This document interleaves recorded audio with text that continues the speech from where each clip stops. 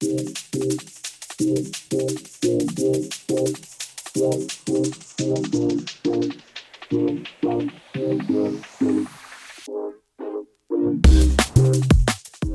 to the Upshot, Ultra World Disc Golf's podcast about the latest in the disc golf world.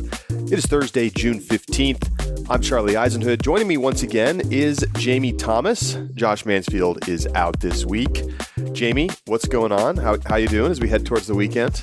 I'm back, baby. I'm happy to be here. Happy to talk a little bit of Dynamic Disc Open coming up this week. It's like I kind of like emerged from the shadows this week, doing this show, going to do Tournament Central this weekend on DGN, and then I'll like crawl back into my editing cave and do that stuff again. But I'm happy to be in the sunlight with you for a minute. Are you looking forward to the Tournament Central thing? I am. I think it's like something that disc golf has just needed for a long time. Been perfecting the live broadcast formula, and now it's just, hey, I always want to watch a little bit, whether I'm watching the NBA finals or watching the Super Bowl. Like, I like tuning in and hearing what people have to say, just kind of like get in the zone, with so many other things going on in life. Just give me a quick 30 where I can like prime and get ready to watch the sport. So hopefully that'll serve well this weekend. Yeah. Looking forward to it. So DDO coming up. We'll talk about that a little bit more later in the show. Before we get to that, though, we have another golf major about to get started, the U.S. Open. In fact, by this time, they've probably already started some tee times. And it is going to be held this year in Los Angeles for the first time in a long time. The last time that it was held in L.A. was 75 years ago. And it was in 1948. Ben Hogan won at the Riviera Country Club, which is now the host site of the Genesis Invitational on tour. And he set a U.S. Open scoring record that stood until the year 2000 when Tiger Woods broke it. So back in L.A. after 75 years, obviously there's been a ton of chatter about that. It's at a course that's really never been on tour, the Los Angeles Country Club. And this is a beautiful course. It's up in Beverly Hills. You have these insane vistas. I'm sure it's going to look incredible on television. Interesting to see a big major golf tournament taking place inside of a major metropolitan area. And it got me thinking, because I've talked about this before, what would it take for something like that to happen in disc golf? Like, is that something that we should be looking and trying to do you think? It's a really interesting thought noodle. And I think that, a few years ago when I was on the show, the answers would have been really different, right? Like in terms of the ability for the governing body at the time and like where the Pro Tour was and where the World Tour was at that time. Like at that point in time, not having all the ducks in a row as a sport probably wouldn't have made a lot of sense to make that major push. In fact, look at the trials and tribulations of the San Francisco Open, trying to host that so close to the city. I mean, that is technically inside the city. And while it was an amazing course, it had its own issues. But like now, I feel like the tide could change. My sense, and this is not like an official DGPT statement or anything, but this is just kind of like looking at the sport, is that it would need pretty good cooperation from the local municipality, from the authorities, from things like that, which is still hard to do. Like, it's hard to get the attention of Los Angeles or New York or, Dallas, Houston, Chicago. Like, these are big cities with a lot of things going on. So like, it might be a good litmus test, Charlie, of like where we're at in our growth phase. Yeah. I mean, and obviously, we've seen the success of disc golf in what I would sort of call like that second tier of cities. Your Portlands, your Austins, your Charlottes, and USDGC, for instance, it's not in Charlotte, right? It's in Rock Hill. It's close enough to Charlotte to draw people from there. But I am curious to see, like, if you put a tournament in a major metro, in an LA, in a New York, in a Seattle. I mean, obviously, the big challenge is that basically there's no courses that are up to the standards that are like inside of the cities.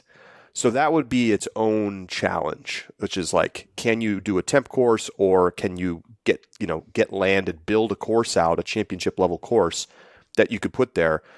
Having something pop up in Charlotte We know that, Jeff Spring has talked about wanting to start DGPT HQ there and put in a championship course. Not hard to envision that in the future.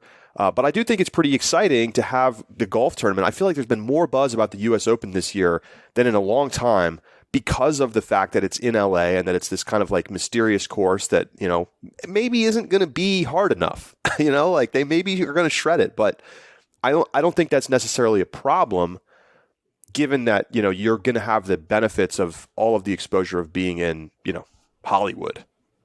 And, oh, by the way, the Live Tour, PGA merger drama and like all that stuff is going to happen. I think, don't quote me if I'm wrong here, but I'm pretty sure the majors had that exemption anyway, where like certain Live Tour players previously could play. Because we just saw Koepka at whatever that last tournament was. And what a redemption win for him, too, by the way, in his story.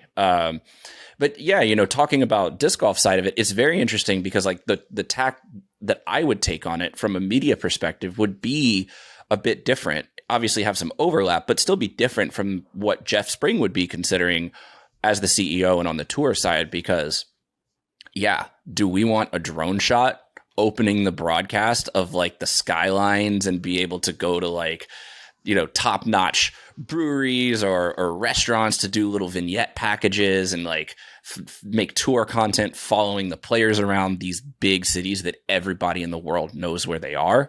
Yeah, definitely.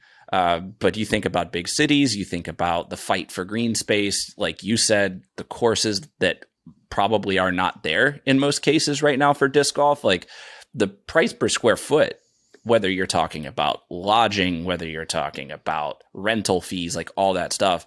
It's just very interesting as we're talking about this. It comes to my mind that like I, on the media side of the Disc Golf Pro Tour, would think very differently about it than the guys over on the operations side and the things that they would have to think about. So it would have to be like a really strategic decision to do that. And I actually have never talked to Jeff about this myself, so I don't know what's in his mind. It would be interesting to find out. I mean, one of the challenges, of course, is that, for instance, New York, there's not that many disc golfers. There's no disc golf to play.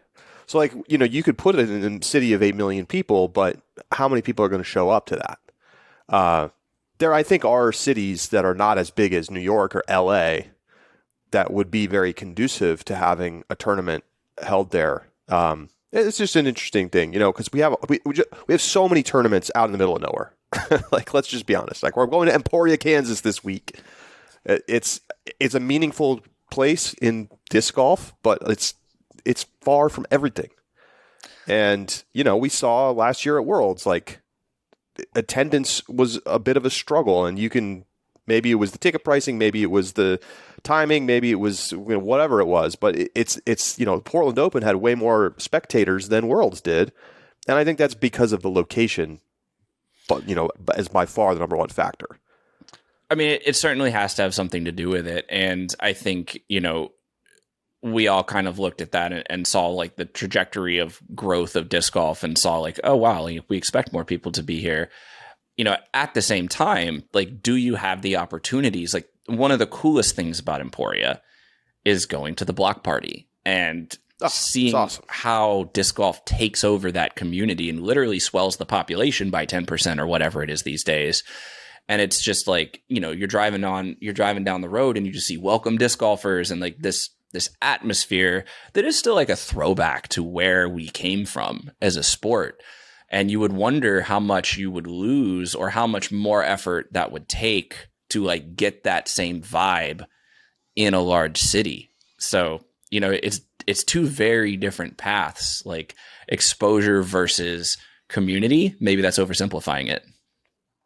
I mean, I think, for now, Emporia is a perfect venue to host a tournament still. I mean, we've talked ad nauseum about the challenges of having like a really high quality set of courses there, given the terrain. But, as a city, you're totally right. I mean, it's like front page news in the newspaper, and Dynamic Disc is a big part of the local economy. Mm-hmm. Like, there was a whole Wall Street Journal write up about the whole thing. Like, I think that is fine. But you look ahead, right? You go look 20 years ahead. DDO is going to be held in Kansas City. not an Emporia, because Interesting. you want to have spectators, right? I mean, that's where we're headed eventually if disc golf keeps growing. So Yeah, as long as they redo that airport, man. That's all they are. It's being redone. It's truly terrible. Thank you, airport. Kansas City.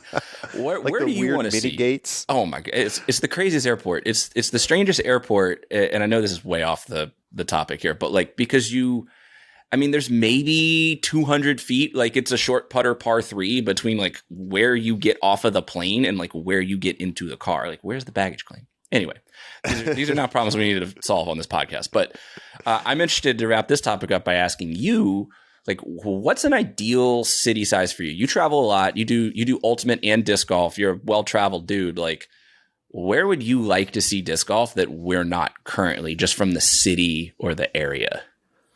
Well, I think that a lot of the decisions have already been going in the right direction. You know, we went from Belton to Austin. Like that's the right kind of thing to be doing. During South by the way. Yeah. you want to look for places where disc golf is available and popular with locals, because that's where your spectator base is right now. So places that make sense were already there, right? So adding Austin, Portland, Charlotte, I think you could probably find some other major cities in Texas to choose. And obviously we've got plenty of tournaments in Texas right now. I would be really interested to see a tournament in the Southeast somewhere. I mean, I feel like that's been a missing piece for a long time. You know, I guess Charlotte is Southeast, but like I'm talking like Louisiana or, you know, Florida. There's a lot of opportunity there. And I'm sure we're going to be at Florida sometime in the future. Like what are the other hotbed cities? You know, I mean, I think there's a bunch of places that would fit the bill. You know, I think right now the tour is already in a pretty sensible spot. I think the question is, how do you start to make inroads into the bigger population centers, which would really start to drive more people to the sport long term? Yeah. And I think, you know, that just takes time. Selfishly, being in Louisiana again and still being Louisiana in heart, seeing the pros throw into some live oaks, that's something you don't get to see on tour. And, you know, population centers, you know, the Delta South, not really known for that. But still, I think it would be visually like something that would be pretty novel to see the tour. Just like the style of courses here is not, it's a bit different, you know? Yeah. And I think, you know, you got to go and you got to try it out. Yeah. And you got to see how it goes. There's a lot of cool places to play disc golf, and you never know. Like, maybe you're going to draw lots of people, especially if you go somewhere that you're not already going regularly. Like there's a lot of underserved areas from a tour stop perspective right now. Definitely. So we're going to take a quick break. When we come back, we're going to be talking with Danny Lindahl, one of the big content creators for Dynamic Discs. We're going to talk to him about his rise on YouTube and doing content creation, and also, of course, about the DDO. And then more DDO preview on the way. Stay with us.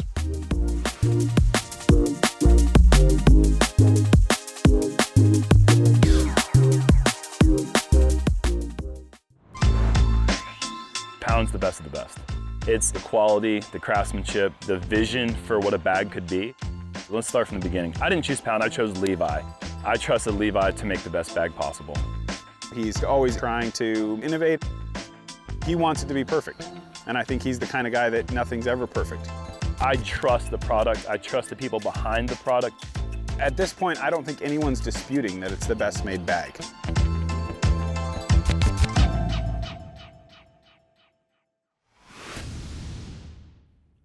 Joining us now on the Upshot is Danny Lindahl, who is the media producer for Dynamic Discs and really a YouTube celebrity in disc golf, I think, at this point. Danny, how are you?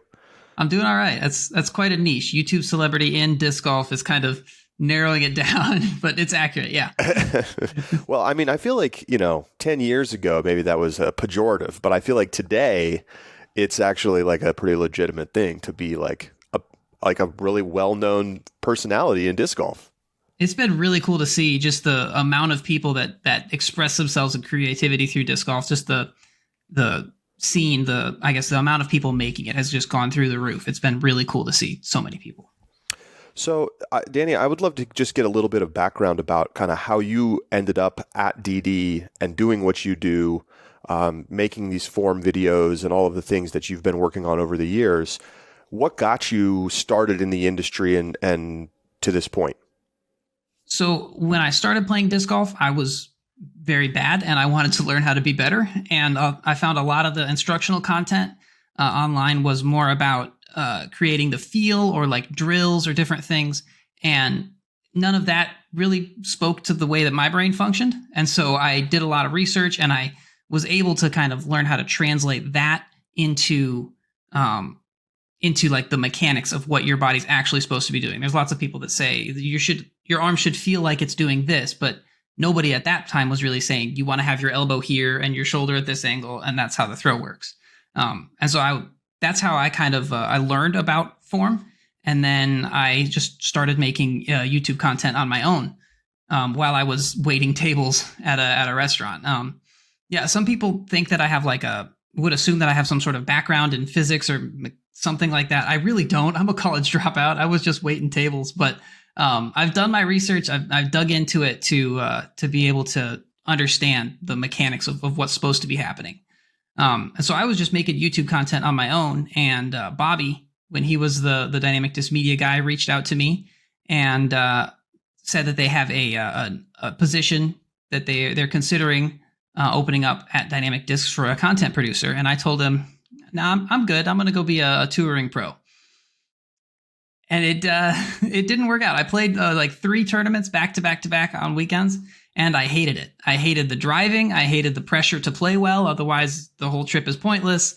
And so then after a couple weeks after that, Bobby reached out again and was like, how are you feeling now? And I was like, oh, okay, yeah, that sounds like a much better deal than trying to go and play a bunch of tournaments. So that's how I started at Dynamic Disc. Oh man, I remember those days, and it's awesome to talk to you, and hear about those days. Cause I used to remember, I was like, man, when I'm out working a gig, like I'm going to get paid whether somebody else bogeys or not. And I always thought that was like the nice, safe way to stay in the industry.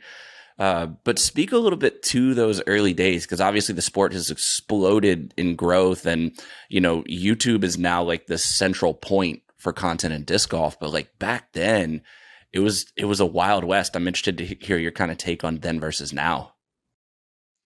Oh, I think, I don't know. I think when I started making instructional content, I started because I noticed in a lot of the form checks that I would see mostly on like Reddit or on Facebook was a lot of the same mistakes. And I tried to just make some videos to speak to what I saw because I wanted to help people improve.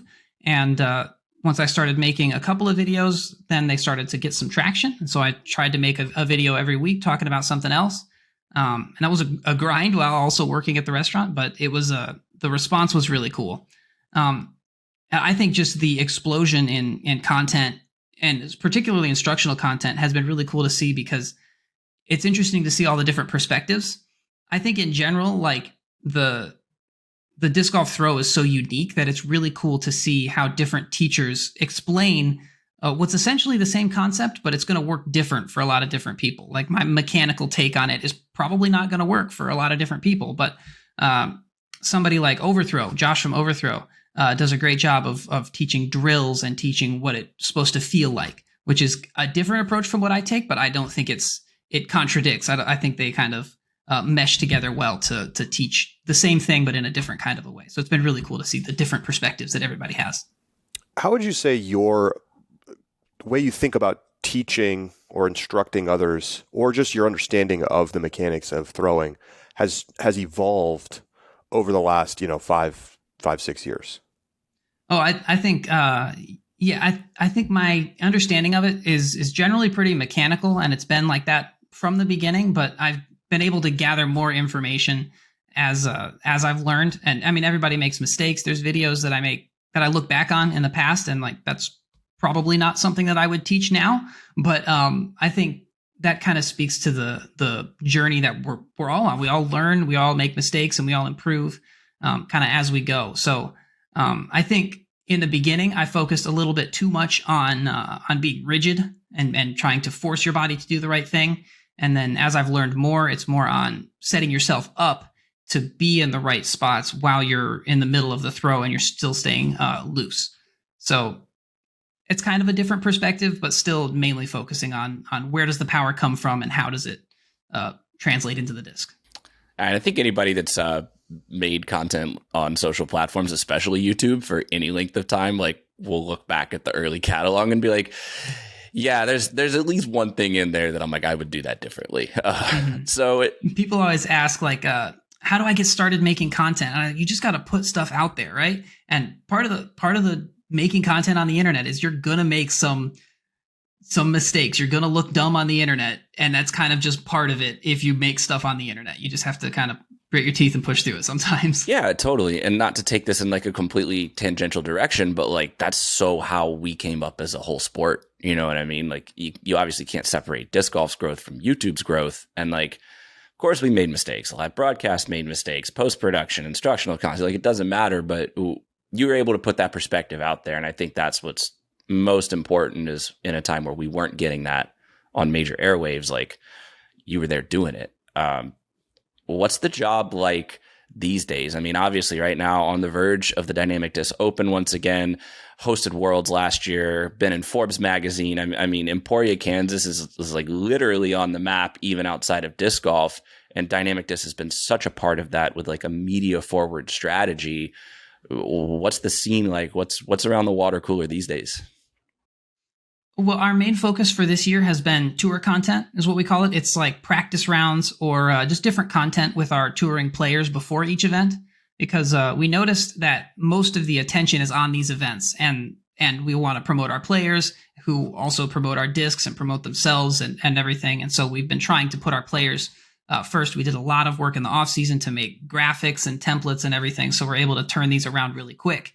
And we're actually partnering with Gatekeeper and Ace Run. They film it and then they send us all the footage, and then me and Anthony edit the videos and try to get them posted quickly. But that's been our main focus. And then on the weeks when there isn't tour content is when we kind of catch up on the ads and the different promos and all that to kind of fill out in between.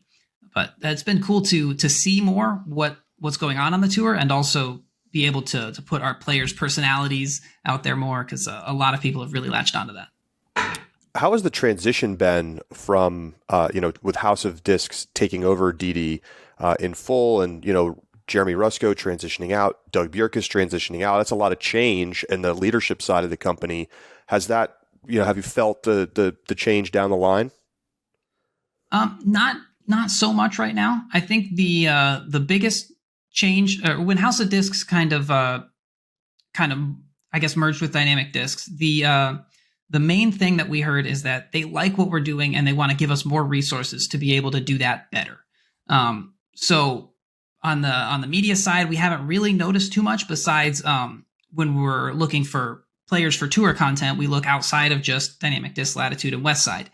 We haven't had the opportunity to yet, but we're looking to include players from other House of Discs brand in that content as it makes sense for us. As far as the Dynamic Disc side, I think most of the streamlining with House of Discs has come in logistics.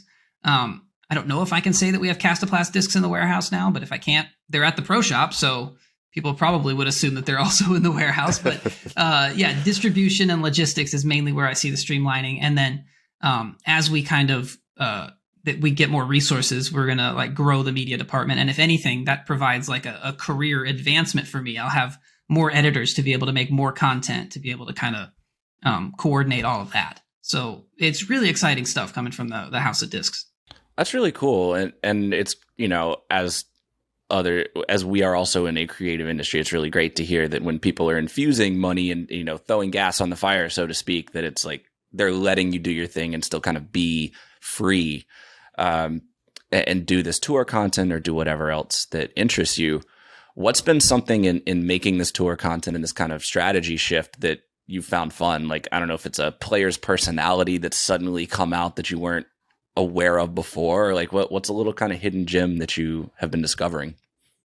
I think definitely that, getting the player's personality. Matty O we always know he has a ton of personality. He's just a great guy to have out on tour, but being able to edit his practice rounds, or the Matty O show, as he calls it, has been just a treat. I look forward to that every single time we do it. Him and Sai Ananda has been a lot of fun to edit her. She did a match play round with Hannah Wynn a couple of, I think it was it OTB? No, it was before then, but that was a lot of fun to edit too. That's one of my favorite videos. Okay, wait. Do you understand what Mattio's saying? Because listen, I'm in Louisiana and he's in Alabama, and sometimes I don't understand what he's saying. Love the dude. But do you need a translator to talk Mattio? Most of the time I can pick it up. I have to replay it a couple times, sometimes slow it down, sometimes say it out loud, and then it makes sense. But yeah. So is the plan to start to consolidate more of like House of Discs media with you and your team? You know, is it like, are you going to be making all the content for all of these folks, you know, doing stuff for Kristen Tatar and things like that? I mean, I know Latitude has their own media folks over in Europe, but, you know, I could see that maybe consolidation would be something that the company would be thinking about. I don't know if you know. I don't right now. From what I hear, where I'm kind of at capacity as far as the amount of content that I'm pushing out. So I think the strategy, as I understand it, would be to add more people to be able to do a similar thing to what I'm doing and just continue to push all the other brands. Got it. Well, so DDO on the horizon, we're just a few hours away at this point. What should we expect this year? What's in store? Any like notable course changes or things to be looking forward to? We actually, I don't know if we've put out the video yet, but I made a video about the course changes at Country Club. Holes, I think 10, 11, and 12 are going to be pretty dramatically different.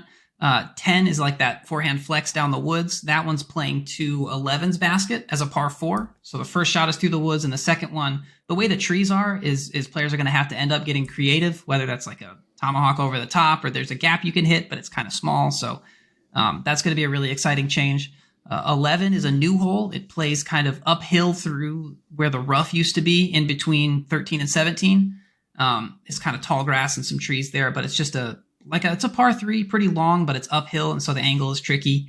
And then hole 12 is old hole 13 backwards. Hole 13 was the one with the cart path on the right. It was just a big hyzer, and now it's backwards, so it kind of plays downhill a little bit, and then the kind of tapers towards the green. It's just shy of 400-foot shot, so that's a really cool addition too. Yeah, I'm glad you got a video coming out because I'm like kind of doing the numbers in my head, and the cool thing is that with the relationship that you guys have with Emporia Country Club, the ability to just kind of iterate and continue to refine it each year and each event. There's a lot of iterations that come to mind, so I'll have to check out that video, make sure I'm prepped for this weekend. What's sort of been your favorite thing? Like, what are you most looking forward to from the competition side, from like the course changes side? Like, what do you think is going to be really exciting this weekend? Oh, this is kind of a nerdy answer, but we have a tech disc. I don't know if you guys are familiar with them. We had them set up in the Dynamic Disc Pro Shop.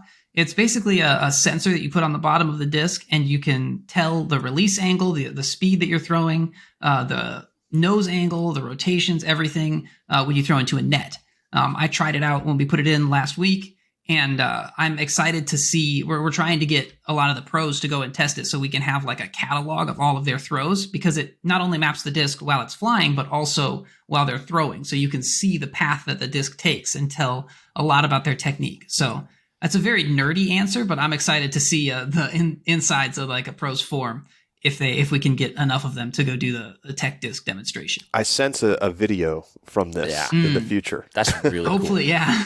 No, it's very cool. As far as the competition, I'm really excited to just see how players score without as much wind, because it is looking like it might be a little bit rainy, but I think Country Club plays way, way easier when it's not really windy and cold and rainy and like it usually is in spring in the Midwest. So a little bit later, I'm really excited to see what the scores are going to be. I think they're going to be way lower. Overall, like, where do you see what you're doing going in the future? Like, are you expecting to kind of just continue on the same path of making the same kind of stuff? Or do you look ahead and say, hey, like, I have some ideas for things like a little bit more ambitious or like a totally different direction for the kind of things that you're working on? I think I'm happy working on tour content right now, but obviously my passion is more in the instructional content, and we are partnering with the Seeker app. If you guys are familiar with them, it's like an instructional series where you start with a test that tests like your driving ability, your approaches, your putting, everything, and it gives you a score. And then there's a 60-day instructional thing with all kinds of different different things to work on, and we're partnering up with them. I'm excited to hopefully make some instructional content to be included in that, maybe over the off season when I have a little bit more time. But seeing what Seeker is doing is really something that I can get behind, and working with them to improve it. They're also working with TechDisc just to be able to add, like I said, another perspective to the teaching that's on there. I'm really excited for. So yeah, I'm really hyped about Seeker. Yeah, and I'm going to add on to that shameless plug there with my own. Seeker also has a series on DGN, and it's really cool because it goes through a lot of their process. So, you guys are partnering with them. We have a show with them where they took 3-4 disc golfers from the Kansas City area and put them through that process. So, I think it's two things here. You go watch other people do it, and then you get on with the combo with DD and Seeker and do it yourself. And I just love to see the instructional, continuing to grow. We were talking a little bit before the show about, how instructional has just exploded as a content category. So let me ask you a question on that. What do you think is missing most now from the instructional ecosystem in disc golf? That's a good question. I haven't been as plugged in as I probably should have been to the instructional content that's out there. I'll see videos for the most popular videos from like Josh at Overthrow. I've seen some good mental game stuff from Robbie C. And I'm sure there's plenty more good teachers out there. So I don't really know what's missing, because I'm sure I'm just not looking for it at this point, just because I haven't been as plugged into that scene. All right. So what's your top 3 tips for people who are trying to improve their game? Trying to improve their game. Okay. The first one is probably to slow down on the tee pad. You don't need to be running. It's not a run up. Walk up is probably a better term, but it doesn't roll off the tongue as well. The big test is you don't want to be jumping or leaning back as you're doing your footwork. That's a really easy mistake for a lot of people, especially beginners, to make. So that's a good one. Make sure you're not jumping or moving too fast on your footwork. Second one is probably in your backswing. You want to make sure that the disc doesn't cross behind you, because that's just setting yourself up for rounding. You should be able to see the path that the disc can take straight to the target from the peak of the backswing. And then the third is just to stay loose. Stay a lot looser than you would think. A lot of people tend to tense up right as they try to throw and try to use a lot of muscle, but staying loose and just letting your arm whip is really important. All right. Well, Danny, thank you so much. What are you going to be doing this weekend at DDO? You walking around with a camera? So far, I've been making some tour content. As far as during the event, I'll do some walking around with the camera. I might do some vlogs, some kind of behind the scenes to show the different events that we have going on. I'll definitely be at the block party. I'm really excited for that. So yeah, I'll be around doing a lot of different stuff. All right. Well, hey, thanks so much for making some time for us, and great to talk with you. Always enjoy watching everything that you make. Yeah, thanks for having me. Danny Lindahl with us here on the Upshot. We'll be right back.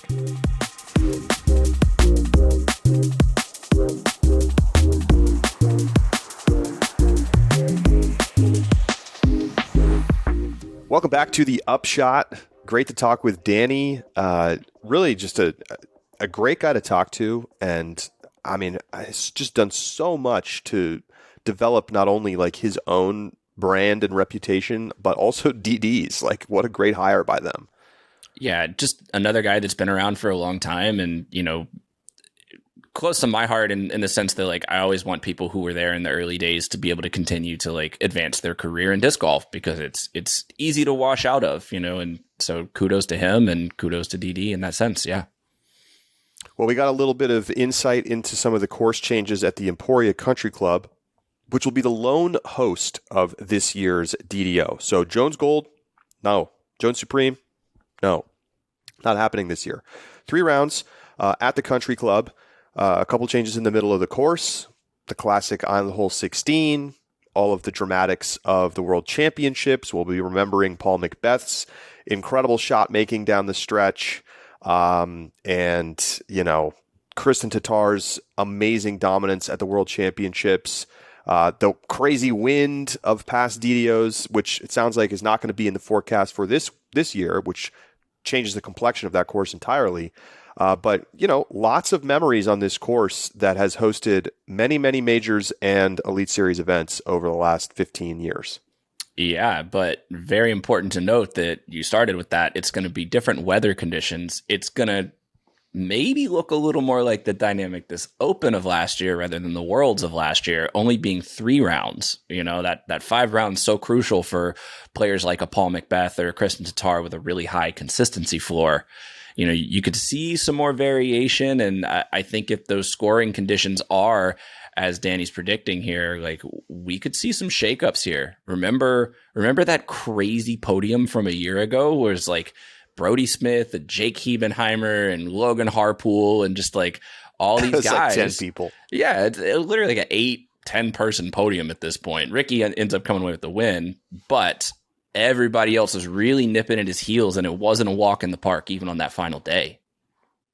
Well, it's going to be an interesting tournament this year. There's quite a few players who are out. Of course, McBeth over in Europe. Eagle is out with the injury. All Europeans have basically gone back to Europe at this point. We've got no James Proctor, no Kyle Klein, no James Conrad. Simon is not playing. He's played obviously very well here in recent history. So that's a big notable thing. On the FPO side, no Owen Scoggins, no Paige Pierce, but very notably, the return of Valerie Mandujano, who will be competing in her first Elite Series event of the year after injuring her ankle, very severe ankle sprain, right before the start of the season, and kind of kept pushing back her timeline. But now she's finally going to come out and play. And, it's going to be fascinating, Jamie, to see how her game looks at this point and if she looks like she's confident on the ankle. Yes, and it'll be very interesting to see if either one of us has enough confidence in her, who's a proven tour player at this point, enough confidence to put her on the podium in the picks in a little bit, because that's really a great litmus test for where she's going to be going forward. Well, Jamie, I have an over-under for you right away. Okay. And so maybe we'll potentially preview picks or not. Over-under 7.5 for the finishing position for Valerie Mandujano this weekend. Oh, wow. All right. Doing the quick recap. We don't have Owen, who's just been on a tear this year. In fact, second place in DGPT points, by the way, Owen Scoggins. There's some players who have the hot hand, and that's what would scare me away. But you know what? I could see a 6th. I will take the under. Under position or over perform? Which way? The number. So you're saying under as in closer to first. Yeah, better. Better as under. Yes. Yep, got it. Yes. I'll give her the under. Yeah. All right. Multi-time winner. Got to give her respect in some way, right? You do. We'll see if you put her on your podium in our picks in a little bit. Josh's podium, by the way. That's right. We'll take bribes to sabotage his podium while he's away doing other things. No such bribes are going to be made on the air, but perhaps in the break, I already put the fix in. So let's see. I think interesting to see also, how do some of the players who have been kind of starting to heat up a little bit and have played well here before, like Aaron Gossage, how does he do this weekend? I think he's going to be a fascinating player to watch. Of course, was leading at the World Championships before his putting kind of let him down the stretch. He ends up losing to a, frankly, incredible, heroic comeback by McBeth. But we've also seen him very close in the last couple tournaments to winning and coming up short in somewhat similar fashion, in some cases to heroic shot making in the case of Adam Hammes. So I'm really curious to see if he is, who's got to feel confident coming out here to Country Club, can, step up and win his first event. I feel like he's got to be up there in potential winners this weekend. Well, you hate in the short term, but if you're a Gossage fan, you love in the long term that the way he's lost some of these events early in his career has been to heroic shot making, because it means he's pushing the leaders. And, he's pushing guys like even an Adam Hammes and definitely a Paul McBeth, who are like really experienced competitive players. They have the pedigree of competition and being in those big moments. So like if you have to lose and they had to pull out that level of a shot to beat you, that portends good things in the future. And by the way, go over and check out Drew Gibson on Instagram was doing like a practice round of Gossage, and Gossage nails the forehand second shot on the 18th. Like just eagles it in the basket. And he said something to the effect of like, that would have won a world championship. Oh no. So he's got good momentum already this week on the fairways out there. Also notable, the course designer here at ECC, Eric McCabe. He's won it 3 times. He's back. He's going to play in his first Elite Series event since 2018's GBO, of course, the former name of the Dynamic Discs Open. I don't really have any expectations for EMAC, but like I think it's awesome that he's playing. Go get him, dude. Get out there and have some fun and use every little bit of course designer advantage you can on these guys. Like he's like actually put in backdoor gaps that no one can see. It's like just specifically for his lines. That's right. So he's ready to go. What a story it would be if he won. Like I mean, what's the chances? It's like 0.5% or something, but man, it would be awesome. I mean, he's going to have to take ribbing from winning it on a course he designed. Like if that somehow future were to come about. And I mean, he's also a good bit older than a lot of these guys. You know, the ligaments aren't, at the level of some of these young kids, but like, I mean, he's still a world champion. He still knows how to play the game, and he's still a great ambassador for the sport. So like, I mean, that article would get some clicks there, Charlie. We'll have him on the pod and do that whole thing, Currently, Henna Blomroos is registered. I'm not sure if she's playing, but she's also signed up for Preserve, although not Des Moines Challenge. So not totally sure what the situation is, but Henna looked fantastic out here at Worlds.